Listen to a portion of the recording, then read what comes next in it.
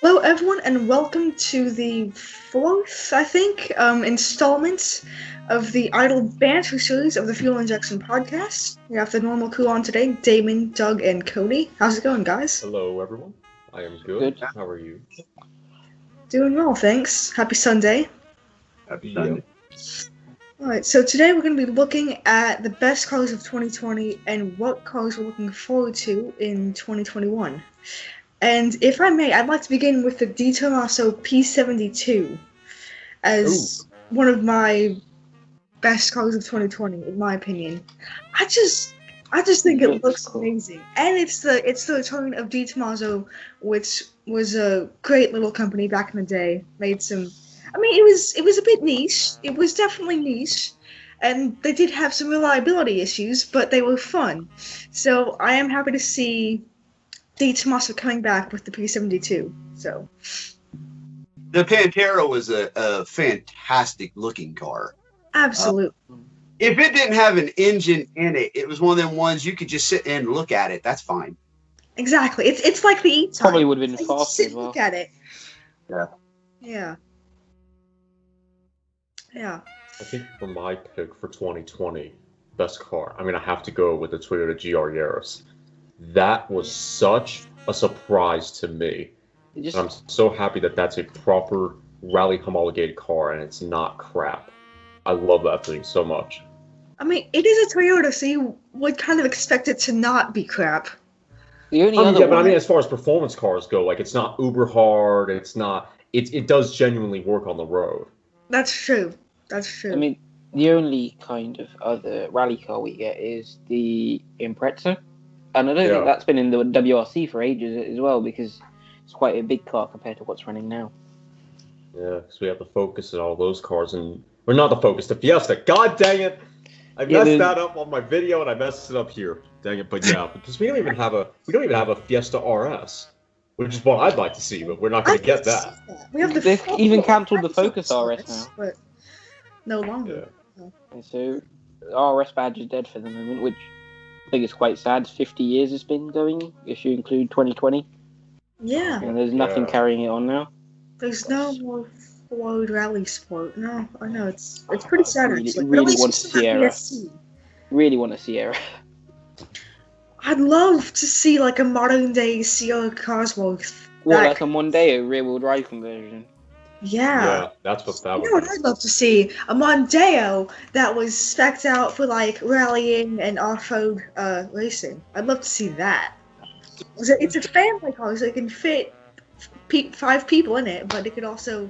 I'd love to see if it could do a little mudding and some off-roading. I'd say more touring car like they did in the early 2000s with those Mondeos. Yeah. So you basically want them to bring back the SHO series of cars, like they done with the old. We had the ST220 in the UK. Yeah, the Mondeo ST200 and ST220. Yeah. Looking at one of those to replace the Prius. Problem is they're all manuals, and my dad wants an auto. Oh. So, I mean, in London it's fair traffic. You maybe you could. If you got one from abroad, maybe you could source one with an automatic. But then it's wrong side of the road because. That's true. That's tough. Yeah.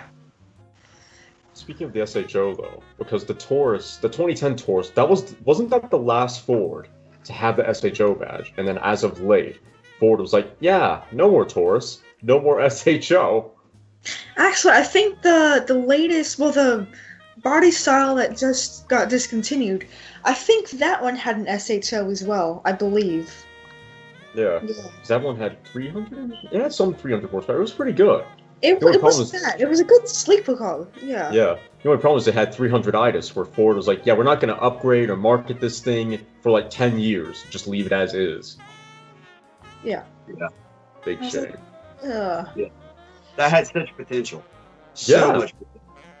350 horsepower, all-wheel drive. Mm-hmm. And Ford is a company that does good stuff. We know that they can make a good car, and that was just disappointing. I was like, good cheap cars, not just. You should have known better. Not just expensive stuff. They can make good cheap cars. Yeah. If you give anyone enough money, they can build a decent car. But trying to build something to fit on a tight budget, I think it's just that much more insane how both Ford UK and Ford America can do that. Well, in that though, it's really easy to build a cheap car. I mean, it says it in the name. And when you have a parts bin as big as Ford does, it's really easy to rummage through and find cheap parts and put a car together that still works. I don't know. I think it's just depends on the designers and the company. Do they truly care about that car? When they decide to put their head to it, they can make a really good cheap or really good high end. But like we said with the SHO Taurus, they let it ride. They didn't care about it anymore. Therefore, it just become a forgot about car that was now no longer that good because for 10 years, they didn't do anything. Like the Maserati lineup up until the MC20 came along. Oh, Right. yeah. Yeah. See, now, with the MC20, I think that one's... For at least a decade, yeah. Yeah. I think Maserati's a little bit... See, I don't think FCA, to me, is genuinely that interested in Maserati. I think Alfa Romeo came along. Isn't it Stellaris now? Actually, yeah. Well, Stellantis. But yeah. Stellantis. Yeah. So Stellantis were like, okay, we have Alfa Romeo. We're going to put all our stock into that. They made the Giulia and then the Stelvio. And then that's it. And now they're like, okay, Alfa Romeo wasn't the wonder brand that we want. Let's go to Maserati. Because it seems to me like they're trying to get like a car version of Jeep and Ram, where it just has massive sales, high volume, but they're not willing to put in the time and effort to getting those brands to that point. Because how long did it take Ram to get to the point where they're at now? 10 years. A long How time. many brands have we got all under that one Stellantis umbrella? Opel/Vauxhall, Peugeot, Citroen, Fiat, Maserati, Alfa Romeo, Jeep, Ram, Dodge, Chrysler. I think this move might be the final nail in the coffin to actually kill Lancia now. Oh yeah, So many brands. Unless Maserati falls through and then they start throwing money at Lancia if they build something quick and exciting. That'd be an interesting turn of events, that's for sure. It would. Just completely stop Maserati and go back. Go back to Lancia. But I think Lancia's on top of it. Chrysler, they don't make anything anymore, not anything proper anyway. They make a people carrier and a car that's been built for 4,000 years. And the 200, and that's it. They killed that. They killed that as well, I think. They killed. So wait, do they only make the Pacifica then? And the 300C. Yeah. Okay, they make the 300C. Which is just a car they forgot to stop building. What the 300C is Chrysler's answer to the Ford Taurus, except it's not as good. It's for rappers who can't afford. It's like they went backwards in time, because you know those old American cars that, like Cadillacs and these old cars that when you get out of it, it would just rock for like 15 minutes after you got out of it, and the suspension was so soft, and it was just this big boat, and it felt so cumbersome. The only people buying them are rappers who can't afford Rolls Royces. It's the only reason they're still in production. They're pretty cheap though. It's a cheap Rolls Royce is what it is. And in the UK it's a cheap V8 because they sold them. They sold the early ones here for a little bit. Oh yeah. Cheapest way to get a V8. But other than that, I'm sorry to say it's a cheap Rolls Royce is actually to me a smack in the face to Rolls Royce. They don't. There's nothing luxurious truly about them, if you ask me. They're a basic car. The body looks good. I'll give them that. I mean, the styling isn't bad, but they put a really good engine in it, a mediocre transmission, and then everything else was just kind of like, well, we have this laying around. Let's use it. Isn't it based on an E-Class chassis, like an old, like 90s E-Class chassis? That's the rumor. Yes. Mm. But From I have what to I've read, they used a little bit, just a little bit, because when you step inside, especially if you go into the back, and you sit in the back seat, you have these lamb's wool floor mats, which I guess you can get in the front too, and then you have this headliner that makes it look like you're sitting underneath the Milky Way. And you do have a lot of legroom, and you can get, I think you can get seats that have the leg rests that pop out slightly. So I don't mind it, and I have seen some Phantoms, and I even got to sit in one once, and I thought it was good. So Don't like Rolls-Royce Cullinan though. Don't like that. no, that's hateful. It's literally It's a hate crime. It's the EA of cars. Good. That is what it is. The EA of course. Oh, I love that. It's just built to make money, nothing else. Seriously. To compete with the Bentayga, except it's not as good. I don't know how they made a worse old Bentayga. Bentayga is just thick. I don't know how they made the car worse looking than the old Bentayga. So don't. They did. Yeah. Like, yeah. To The me, old the, Bentayga was such a good looking thing, and now the new one is not as bad as the Cullinan, but not as good as it should be. The problem with the Cullinan is it's just an oversized Range Rover that can't actually go off road. If you look, it's just a V12 British SUV with a boot with a split tail folding rear tailgate. It's just a big roll. It's just a big Range Rover. I gotta say though, honestly, I like them. I do. I don't know why. Everybody busts on them, but I actually like them. Hey, look, if I had Bentley kind of money and Rolls kind of money, why not? I love SUVs. I like big cars. I'm an American. I like them. And there's nothing more bombastic or outrageous than a great big Rolls Royce or a Bentley. Well, if you can get something that's bigger than the normal car, yeah, why not? You know, I like them. I do. I can see wanting a Bentayga, but a Cullinan, I wouldn't mind it so much if it didn't have that huge grill on it. But it's got a grill the size of the Empire State Building on it, and I'm like, what have you done? Why? I'm trying to work it out. The Cullinan, I finally figured it out. The Cullinan looks like a massive coffin.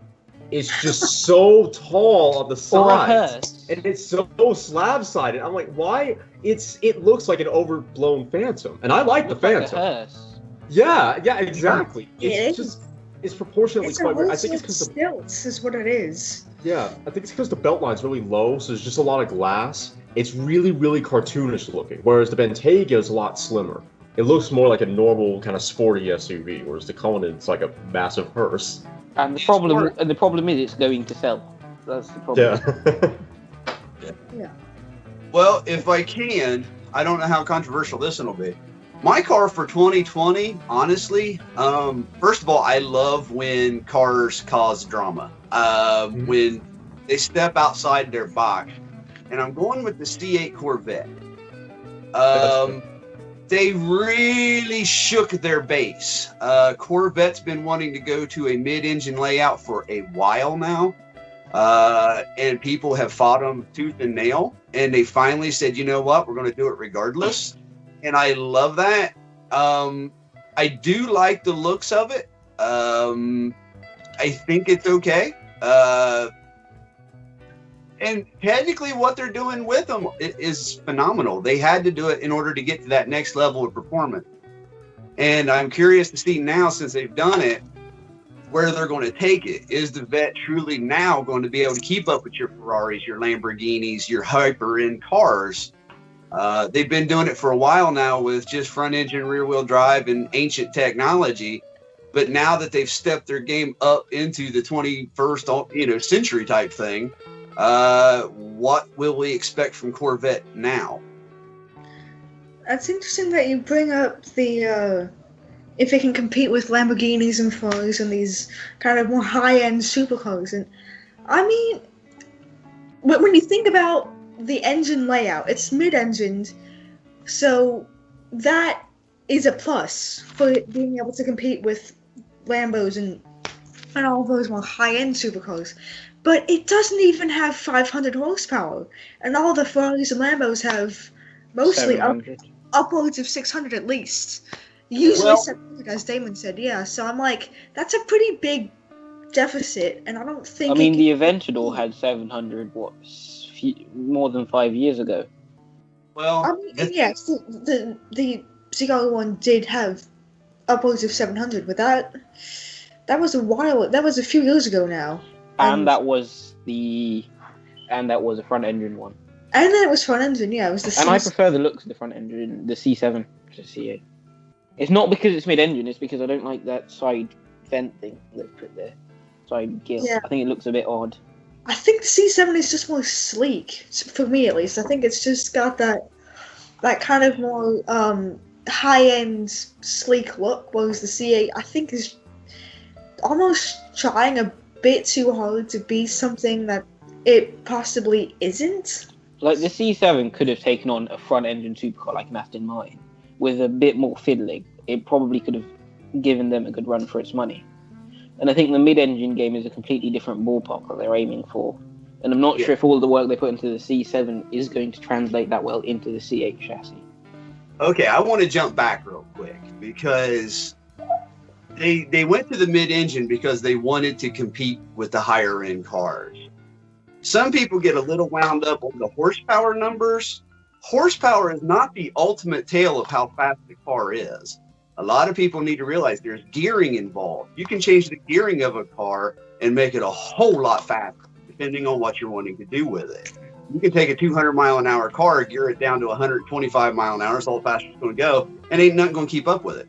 Vice versa, depending on, that's why race cars change gearing and transmission. This is also the base car. We have not seen the new Z06s and the new Hyper N, they're going to do. So for the base numbers to be that low really isn't that important. We have seen low horsepower cars beat high horsepower cars before. It's not uncommon. So you can, between transmission and gearing, you can get a car to do a lot. They drop this, and I do believe we will see a higher horsepower car come. But what I also want to say is they've wanted to go all-wheel drive for a while as well. And once they convince their base that this is what they're going to do, much like they did with the mid-engine, then we'll see a all-wheel drive Corvette, which is going to upset a lot of people. And then the performance numbers are going to be huge because now they can put that power down to all four wheels. I think they set themselves up for something that coming, and we can't get stuck on what's right now. The problem is coming from this platform.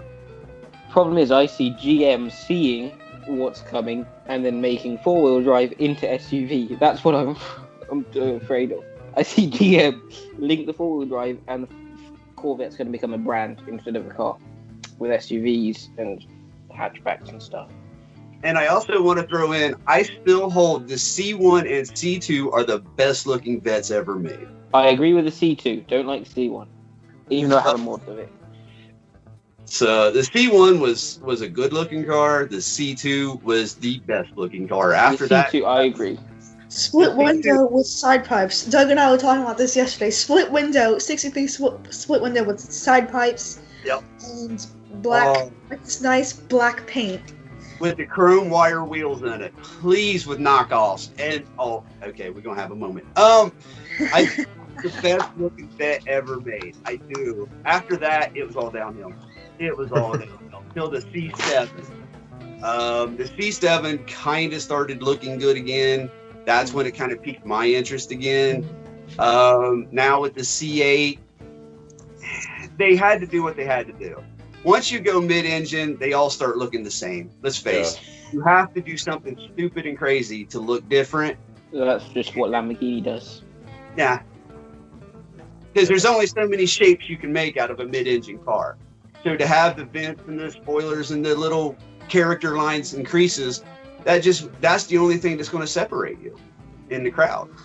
To your point about the all-wheel drive, though, I guess the question with all-wheel drive is how would they do it? I would imagine the easiest way would be a hybrid setup, like just electric motors near the front, rather than trying to run. Huh? Yeah, a lot like that, rather than trying to run a dry shaft down to the front, I guess like a Huracan or something. Because the question really is, how far did GM think in the future when making the C8? Did they think, okay, sooner or later we're going to put all-wheel drive, or sooner or later we're going to put hybrids? Because that's going to determine whether or not we're going to get a C9, which will then have that kind of compatibility for it, or we're going to get it in the C8 4 years down the line. Okay, interesting point about the hybrid. I think, Corvette is made by Chevrolet, which is owned by GM. That is a chiefly American corporation.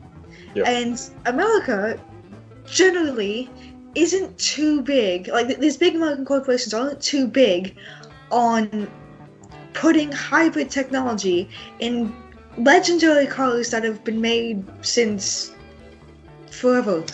So having a hybrid Corvette, I don't think that GM is going to want to do that, because I think they're going to know better and go, yeah, I mean, it will be in tune with the times, but will it make the fan base happy? And I think no, because people who buy Corvettes want them because it is a petrolhead car.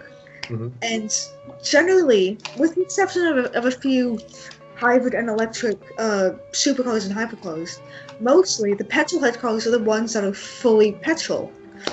And having a C8 or C9 that's a hybrid or even an EV I don't think that would be a wise choice. The thing of it is if you remember, what was it, about 10 years ago? GM and a lot of the big American motor companies especially were going bankrupt. Yeah.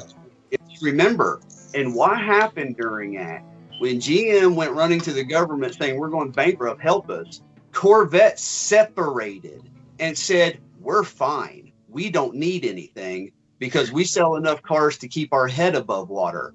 And they really, if you go back and look at some of them interviews and some of the things that Corvette said, they claimed we are now our own company.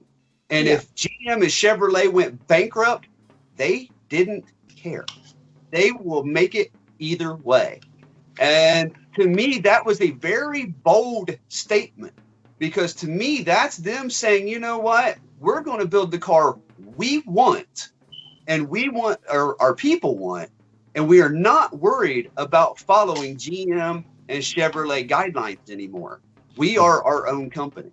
And I think that is what is, leading to the future. They built the C8 probably a long time ago, because like I said, they've been wanting to do mid-engine and all-wheel drive for over a decade now. And I think they have planned this, and they have a bigger future ahead. I think a lot of it is everybody's focused on today, right now, what it is. And to me, the moment they made that switch, I seen the future. I thought, no, this is where they're going. They have wanted to do this for a long time. They have now separated themselves. They're not under the thumb of, GM or Chevy to do certain things. They can do their own thing and not worry about it. And to me, that's exciting, because anytime a company can break off from a big one and say, you know what, we don't need you, we're going to do it. That's exciting, because now they're making cars from passion and excitement, not what a CEO passes down in a letter. Exactly. Yeah. And that's exactly, that's my point about they're not going to make a hybrid or an EV variant, because ultimately the people who will tell them to do that are the CEOs and all the government officials. And since they're not listening to those people and they're just doing what they want to do and what the people want them, what the fan base wants them to do, which is make petrol sports cars, they're not going to say, oh, we need to comply with what the government wants for the environment, so we're going to make a C8 hybrid or a C9 hybrid. Right. And if you remember, during that same time, Cadillac done the same thing. We don't need GM. We don't need Chevy. We are Cadillac. We will make it. They go bankrupt. We're not bankrupt. And Cadillac done the same thumb to the eye and said, we're going to make our cars. And when that happened, look, in the last 10 years, look what Cadillac has built. They have made some formidable luxury sports cars. Yeah. To your point about the hybrid thing, though, I mean, because Ford made the GT and they put the 3.5 liter EcoBoost V6 in there, rather than listening to the fan base and putting in whatever supercharged V8. Like, imagine if they put the Voodoo engine, the Voodoo V8 from the GT350 into the GT, a high revving V8. I mean, it probably wouldn't have been as powerful as in the old GT, assuming they didn't fiddle with it. But if Ford had done that, or if they put the GT500 engine. Yeah, If they had sped up development for that. 60 horsepower, big monstrous V8, yeah. Yeah. We just comment on GM's new badge or new logo design. I don't mind it, to be honest. It's whatever to me. I don't like it. I'm not sure why. To me, it's just okay. It doesn't have the little silver background thing. It's like it's GM with a little square on the round. Like, it's not that much different from the old one to me. Yeah, I have to agree. I don't think it's that different, and I don't think it's that outrageous that it's. It just screams to me early 2000s.com bubble. What it does. I can see that. I see that. It has too much shading for that, though. It's not flat enough. Well, maybe early 2010s app bubble. Like, yeah. Early 2010 Facebook/Instagram logo. Yeah. No, I guess those I Facebook different layouts apps. Emblems aren't that important to me, I guess. I don't really care. Yeah. Yeah. To me, it's what the company brings. It's the cars that they make and the way it makes me feel. I don't care if the logo is a poop emoji. If they make good cars, They'd probably sell more cars like that, to be honest. Knowing the average Tesla fan base, they could probably take some of them if they put a poop emoji on the front. Imagine if they made a poop mode in the Tesla. Split window with side pipes and chrome wire wheels and put deer antlers on the front of it as the logo, and you know what? I would still drool over it. I say that's better. For some reason, that looks cool. Going back to the C8 though, but I guess my only hang-up is if they were listening to the fan base a little more, regardless of sales, they would have put a manual in that thing. It's a doggone shame they didn't put a manual in a base C8. Like Z06, okay, whatever. Porsche did the same thing with the 911 GT3 RS. They're like, okay, we're not going to do manual. But on a base Corvette, really? Like, that's a glaring omission. And other than price, that's the other thing a mid-engine Corvette would bring compared to a Ferrari, because Ferrari's all got flappy paddle as well. Yeah. So if the C8 had a manual, that would be a huge market they'd be tapping into for someone who wants a manual mid-engine car. Yeah. And I will bring up, like you said, with the Chrysler 300C, that it was like a poor person's Rolls. Well, if Corvette can keep their prices down like they always have and pumped out absolutely great performing cars, well, that's your poor man's Ferrari, because you might not be able to afford $200,000, but maybe 80 or 90 you can do, and you can now have something that could run with them. If Corvette steps up just a little bit more. I mean, the old poor man's Ferrari was an MR2, and that was just a mid-engine car with red. So if this is an actual poor man's Ferrari that could keep up with him, I think it's really cool. Poor man's Ferrari was the Maserati Gran Turismo. To that end, yeah. Actual. My parents have a friend who used to own one, and I always kind of thought in the back of my head, good choice. But you didn't get a Ferrari, and you should have. It's funny because even the Gran Turismo is getting up there now. Like the 300, the Challenger, the Charger, all those. Even the Gran Turismo is getting up there in age now. That's 10 years old as well. They only make the Gran Turismo convertible now. I think they've discontinued the coupe. But by now, it's already outdated. The interior is outdated. I think it's performance-wise, it's pretty. They haven't changed the design. It's still got the looks are bang up to date, but the rest of it is not. I think it needs a bit of an overhaul from the underneath. The looks are still bang up to date. I think it's still a stunning looking car. I think underneath it needs some work. Mm-hmm. But actually, to your point, Doug, about it being like a cheaper Ferrari, the C8 is already halfway there with the 0 to 60. With it being in 2.95 seconds or something, despite the fact it doesn't have 700 horsepower. Like from 0 to 60, they're right there. Now they just got to get the track time, and that's it. And to me, with a lot of the American sports cars, Corvette, Viper, whatever, that performing better than their European counterparts for a lot less has kind of always been the name of the game, because they can't call on the prestige of Porsche, Ferrari, Lamborghini, because it's a Chevy. It's Dodge, it's a Ford. They just don't have that brand recognition, that appeal. Everyone outside of Europe, even the Japanese companies. Yeah, they just don't have that kind of appeal. So their only other angle, if you will, is being a lot faster for a lot less. Because back on Car Throttle, someone was saying, "Oh, the Corvette needs a better interior," and blah blah. And my point was, Well, if it had a 911-esque interior, it would cost 911 money, and no one's going to pay not 80 grand for a Corvette with 400 something horsepower when they could get a 911 for the same money, even if it has less horsepower. So they have to fight on the basis of performance. Mm-hmm. That's it. So if they could do that with the Z06, which they probably will, I hope they it'll will. sell. I'm honestly looking forward to the Z06 because it's always been a good Corvette trim line. It's always been a good variant, and they've always done a good job with it. And the C8, I think the base C8, where it is now, I'm not super impressed with it, and I wouldn't really buy one if I had $65,000 to spend. But as a Z06, since it's always been a good variant, I think I might be tempted.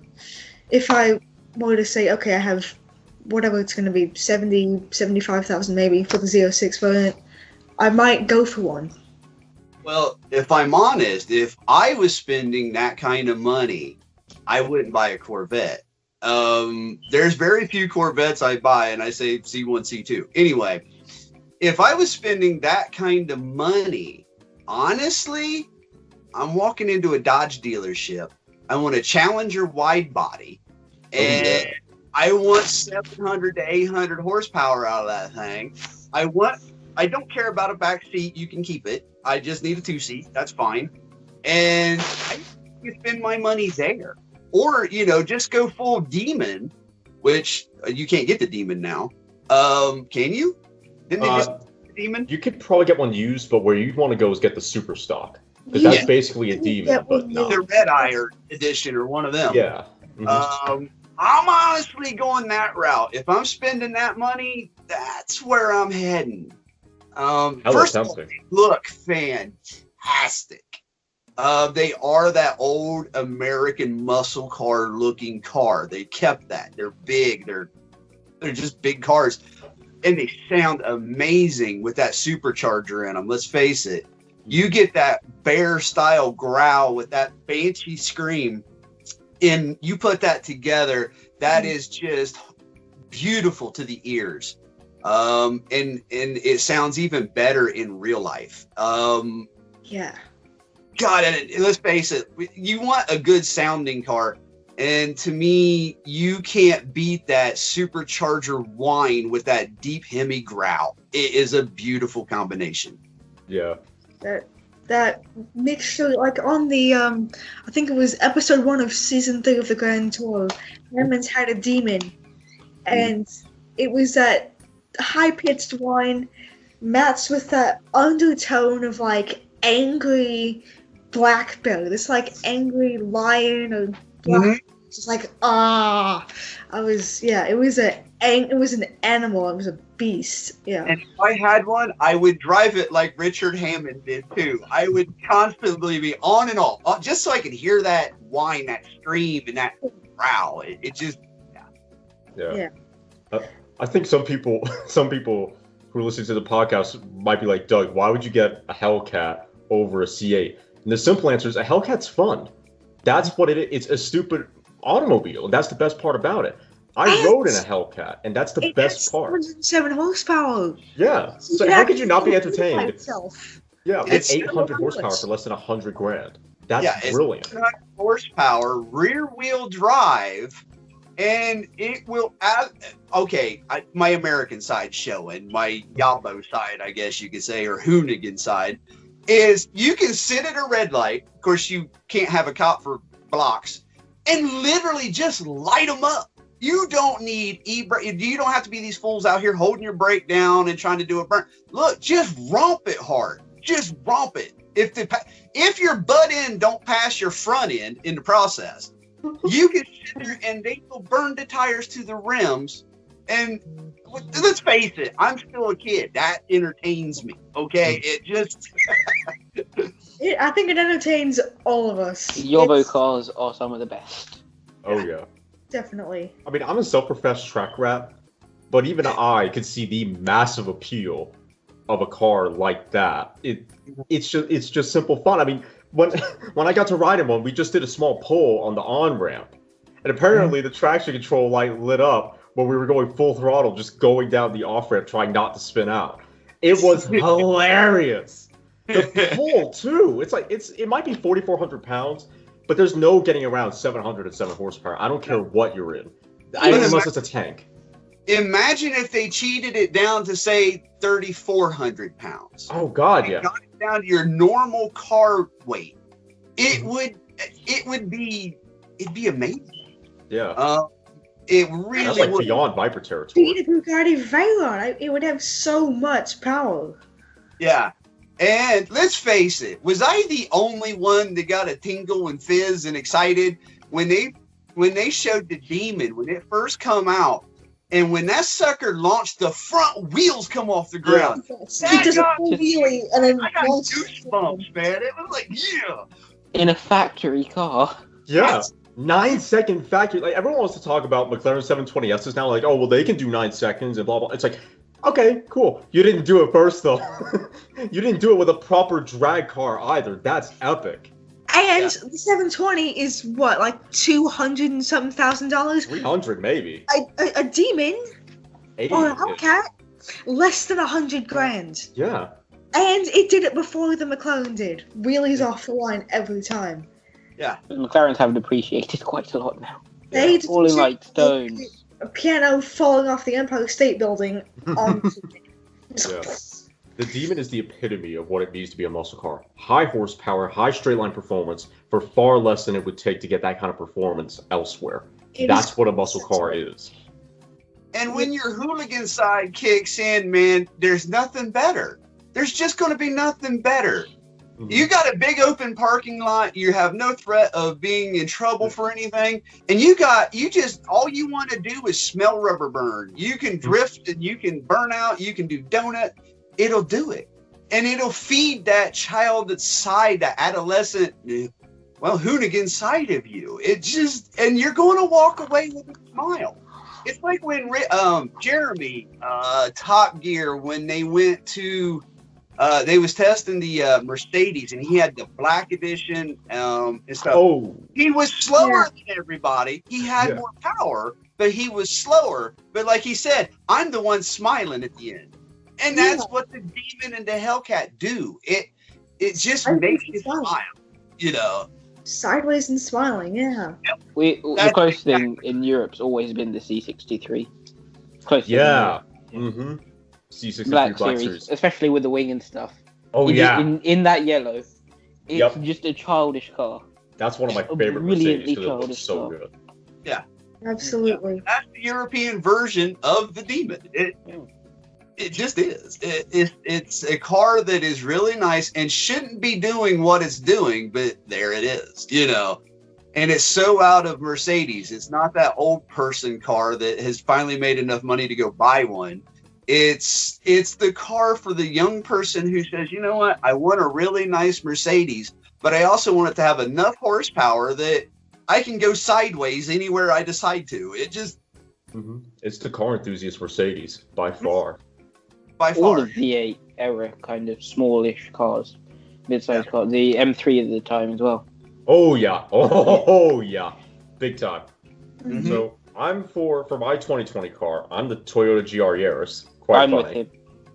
Oh, you're with me on that one? Okay. Yeah, Yaris. Okay. Doug is for the C8 Corvette. Layla's for what was it again? The Di Tommaso P72. The Di Tommaso P72. So that is our cars for this episode. So we got about 20 minutes left. Let's go and do the 2021 cars. What cars we're looking forward to. And let's try to not spend because I know we can all spend 6 hours rambling on and having amazing fun. But for the sake of the viewers, let's stay focused. 2021 and not waste 5 hours of their time. I mean, most of the time we've been spending now have been talking cars pre-2010. Yeah. Yeah, very much so. We kind of went back in 2010, 2009 when Corvettes. they seceded. Yeah. But anyway, getting on to 2021. Gosh, this is difficult. But I think it'd have to be some kind of a tie between the Mach 1 Mustang and the new 2021 F-Type. It has to be a tie between those two for me. Well, I don't feel so bad. Mine's going to sound rather goofy coming from me, but it's a thing. The new Ford Bronco. I am really excited about the new Ford Bronco. I am happy to see they're bringing back that, and it will be a hard competitor to the Jeep, and I'm glad for that. Now, my other one is the new Mazda 3 hatchback turbo all-wheel drive. Yeah. I love the Subaru when they done the hatchback Impreza, and they killed it. And that, to me, was a bad move. And now Mazda picked up the ball and said, we'll do it. So I'm excited to see what Mazda will do with it now. Yeah, that's a really good one. I'm I excited. think it's brilliant. We were going to get not the WRX. We were going to get the plain normal Impreza hatchback instead of the Prius. But the interior is very, very cheap, and it's fine for an Impreza because you've got enough fun to deal with for a WRX. But with a normal 1.3, it's not worth it. It's not worth it for that rubbish interior. It's just plastic on plastic on plastic. Plastic. Seemed like it was alright. And it's boxer engine. You get some more plastic. Plastic. And because it's a boxer engine, it costs more to maintain and stuff. And yeah. Going back to Mercedes, though, it hasn't come out yet, but I'm really looking forward to the 2021 SL. That's what I want to see, because my opinion of the SL has always been it doesn't make any sense. Because we have to go back in time again. We go back to 1954 with the old 300 SL. That was the top of the line Mercedes. Then you go many decades later, and the SL was no longer the top of the line Mercedes. You had the SLR, the SLS AMG, which both of those have SL nomenclature in them, but then you have the AMG GT. It's like, well, all three of those are completely different cars of the SL. And as the SL got older and as Mercedes moved to other flagships, to me, the SL just got more and more dull. It was just an convertible in their lineup. Like, what did the SL mean specifically? Nothing. The main thing was it used to be probably the top two-door. Yeah. And then for the past, 30 years, 40 years, we've had the S-Class Coupe, or the whatever it's called. It's been called the CL, SEC, whatever. And we've had that, topping that, and then for the SL, just another kind of car in Mercedes lineup. But now that's gone.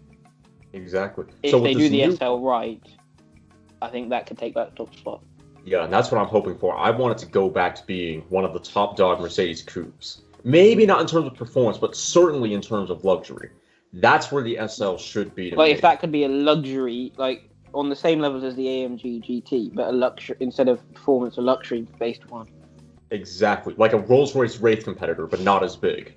You know what Something I like that. Actually, going back to the 300 SL back from the 1950s, it had those outrageous-looking gull-wing doors, and even the convertible.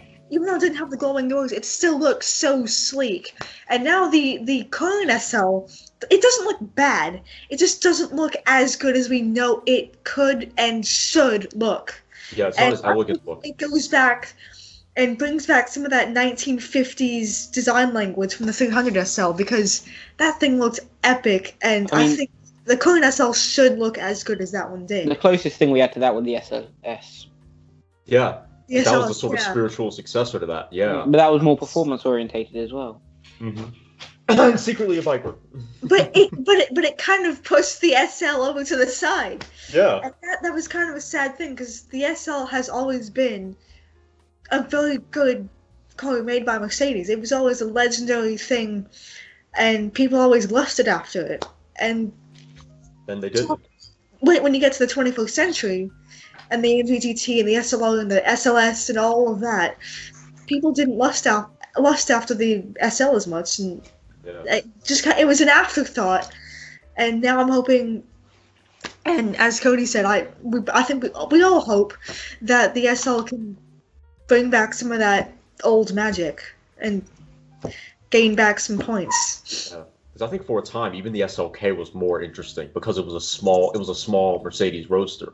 Especially when you got the 5-liter V8 in the car the size of a shoe. That was more interesting than the SL. It was a factory LS swapped Mazda MX-5. Exactly. That made it more interesting than the SL, and that's an embarrassment when your little Mazda Miata with a V8 is more interesting than your like RX-7 model. A Mazda MX-5 with a V8 would be more interesting than most other cars. That's true. And then you'd have a rod going to the side. You'd have some horrible clanking noise, and then it'd be no longer. Yeah. Your Mazda V8 no longer. LS gone. SL. I'm looking forward to the new Wagoneer, assuming that comes out. I really hope it does. And I'm actually looking forward to the Alfa Romeo Tonal. I want to see how the production version looks. The toenail, yep. Toenail. I want to see how they translate that design language to production. That's what I'm looking forward to the most. And also, give Alfa Romeo another model, god dang it. If you're not going to do they've planned 3 or 4 SUVs. I know. And now the 4C's being thrown out the window. And I'm like, so all you're going to make then is the Giulia and the Stelvio. And you a little more than just the Giulia and the Stelvio. But they're adding more SUVs. That's the problem. What they've done is they very quickly built up a performance brand with built back the heritage that Alfa Romeo lost. And then suddenly they're going to switch it to SUVs, and it's going to lose it again over the next 2 decades. Mm-hmm. Or pull a Porsche and just make the SUV as performance-y as possible. I already did do that with the Stelvio QV. Which I still think it's a good car. Yeah. I think they should only just make the Disco Volante series. Just stick with that. I think that was Thank you! God, make that! And you should bring back the 8C. Yes! I was looking online 2 days ago, and I saw an 8C Competizione convertible. Just bring back the Alfa Romeo 2010 lineup. Put new engine in them and throw them forward.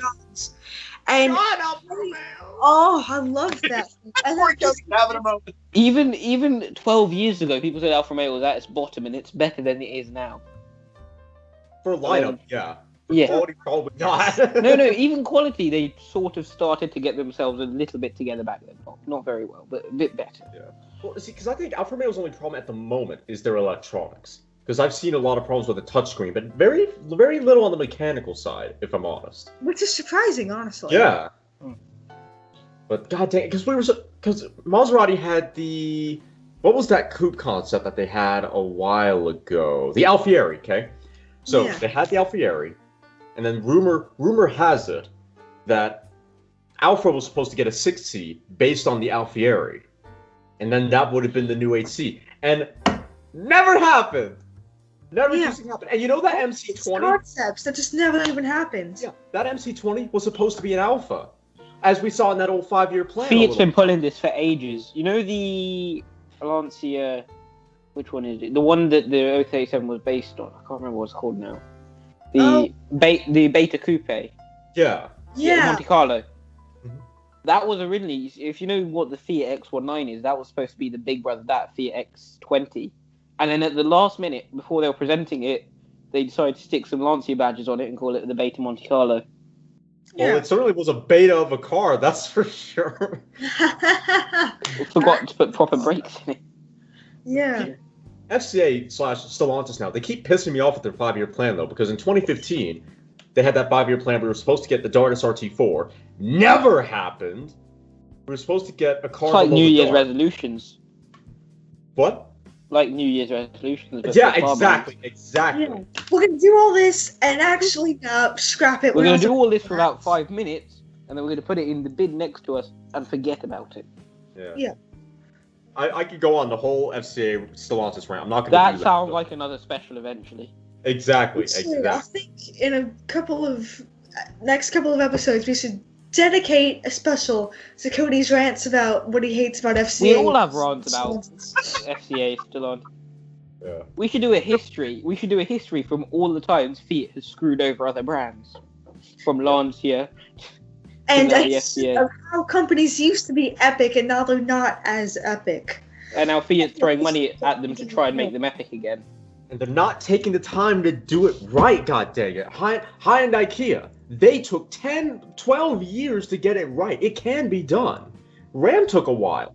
Okay, they had a consumer base, but even they took time. But they don't want to do it for any other brand. God dang. Okay, enough. Anyone else who wants to do the 2021 cars? Someone else. Have we just done a history lesson on 50s Mercedes again? Yeah. So I was Wagoneer, Toenail, SL. Doug, do you have anything? Because I still can't think of much on top. Well, I told mine. Mine was the Bronco. I love the new Bronco, and they're doing so many different trim levels. You can buy that thing any way you want it, and I think that's how it should be. So that really excites me. That reminds me of the old Eve in the Japan spec Evos. You could get, I think, an RS version which had steel wheels on it because they knew people would just mod them to hell. So they would sell you the basic car with all the correct gubbins in it, but it came on steel wheels. Oh, they pulled like a GT86 where the exhausts were too small for the actual outlets. So I like that. Because in the UK, you're not getting any of those. I think all we're getting is the Mach 1, which I'm really excited for because it's the first higher trim level Mustang that's actually coming to the UK in right-hand drive. So I think it's brilliant.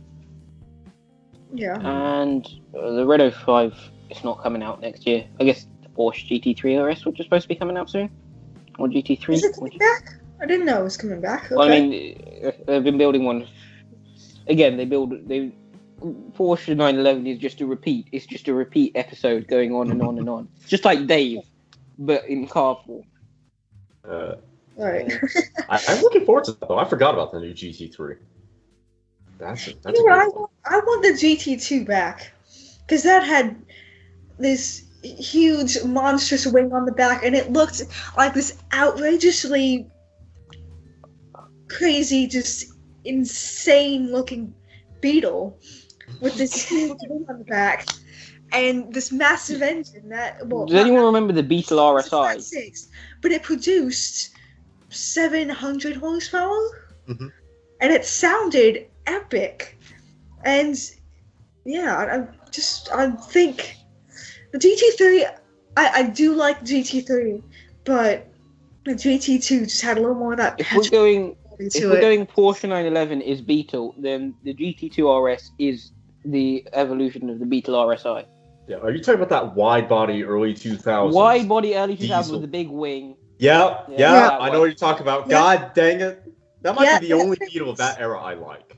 What Porsche did, they took that Beetle and they slapped a big, powerful engine in it, and they sold it for. I also learned a couple of days ago, we had history lesson, and I'm reading my history textbook. Hitler created the Autobots. In his movements to mobilize the country, he created the Beetle and he created the Autobahns, with no speed limits on it. The German dictator did? Yes. The only good thing he ever did was Autobots. The only things, if he wasn't such a murderous person, he'd be in the good books for automotive advancement. Yeah. Which is a scary thought. 30 million people. He would have been in the good history books for creating VW and Autobahns. Yeah. My thing, I don't mind Porsches. I'm going to get lost here. You all know them better than I do, I promise. When I was growing up, the mid to late 80s, when they had the old whale tails on them. Yeah. The 964. I love those. It's like 80s 911 Turbo. Right. I have a 993. But one thing is in all the years that Porsche's been making the same car, could you at least make it sound good? Porsche to me is one of the worst sounding high-end cars you can buy. They don't, and flathead engines and stuff do sound good. And it's like Subaru boxes. Screw it up that bad. I don't deny their numbers; they're good, but they just EU emissions laws. That's probably it. And if I'm going to spend Porsche money on a car, I want it to sound good. They just kind of make a noise. It's a noise. That's it. Especially now since the new 992 starts at $99,000, which is nearly makes no difference, $100,000. You would expect it to be a bit more exciting, but isn't. It's just kind of this. It's just some car, you know. It's nothing like, oh, that's so epic. This is gonna go into the history books. It's just, oh, it's another 911. Nothing too special. And I have never done with a Porsche. Like when you roll up on certain cars, what do? You roll your windows down in your car just so you can hear that car. Yeah. And when it's a Porsche, you just look over and go, oh, Looks and cool. just roll on. It just You just go, oh, okay. He's not made a sensible decision buying that. No, he has. It's too sensible. It's a merchant banker decision. It's a I critical say, decision. They buy BMW M5s. And there again, if I'm spending that money, I'm walking into a Dodge dealership. Because I want to be the guy that you don't have to roll the windows down to hear it. You're going to hear it. You'll hear me coming too loud. You're just gonna have a James May lookalike in a Rolls Royce Dawn follow you the whole way down. Yep. See, I'm going to cause other people to have a twitch. You know what I mean? Yeah. Twitch, yeah. I maintain the best sounding 911 though is probably the 4-liter GT3 RS that they made a while ago. That's probably the best. The 4-liter one. Yeah, the 4-liter. I have a model of that, but I also have the sick. model of what I think is one of the best ones, which is the 993 gen air-cooled engines. Mm-hmm. I like the way they sound. I haven't heard many of them though. They made a GT2 in that generation though. Yeah, no, it's so cool. I've just got a black Carrera model, but yeah. Well, I think this is probably a solid place to conclude. So let's just go over what we all thought for 2020. I had the D Tomaso. Doug had the... I'm blanking. What was Doug? C8 Corvette. C8 Corvette. And Cody and Damon had the GR Yaris. And 2021, it was the... Gosh, my mind is completely gone. It's a Sunday morning. I think it's Bronco, Mach 1, Bronco, and GT3 RS. F-Type and GT. F-Type. Yes. There we go. SL for me. So, and the SL. And the Mazda 3 hatchback turbo. Oh, and Mazda 3 I don't know if that's coming to the UK. I need to check on that. If it is, then I'm excited for that. If not, then I guess it's a trade-off for the GR Yaris. So post your comments down below what you think was the best car of 2020 and what you're looking forward to in 2021. And as always, thank you for watching / listening. And we will see you in a couple of weeks, probably.